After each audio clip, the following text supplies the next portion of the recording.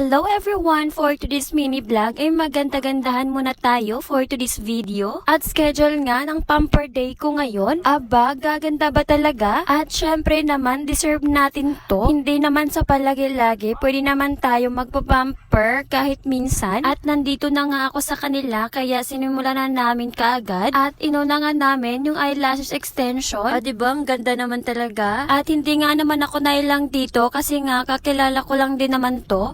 Sino ka dyan? O diba, sobrang ganda kahit hindi pa naman siya tapos. At deserve nga naman natin to dahil nga 24/7 tayong nag-aalaga ng baby natin. Kaya deserve talaga natin kahit paminsan-minsan lang. At nung natapos na nga yung eyelashes ko ay sinimulan na din kaagad yung nail extension. At hindi ko na nga naipapakita yung result kaya titingnan nyo na lang dun sa may dulo ng video. Nakalimutan ko na nga ipakita yung result neto mga mima dahil nga nagmamadali na din ako kasi nga, pagkatapos nga ginawa yung fake nails at saka eyelashes ko, ay pumunta na din ako ng Panabo para mag-grocery ng need ni baby. Kaya nakalimutan ko tuloy videohan yung result ng pinagawa ko. Pero sobrang ganda talaga niya. Gandang-ganda talaga ako sa result mga mima. Grabe, first time ko talaga to mga mima. Kaya sabi ko nga, parang naninibago pa ako pero kayang-kaya naman siya dahil nga, hindi naman siya masakit. At sobrang worth it nga ng binayad ko dito dahil nga sobrang ganda talaga niya. Ito nga yung first time yung nagpapagawa ako mga Hindi naman sana talaga ako magpapagawa kasi nga nasasayangan ako kasi sabi ko nga yung ibabayad ko dito ay ibibili ko na lang ng pagkain. Alam nyo naman ako, food is life. Pero pinipili talaga ako ng partner ko.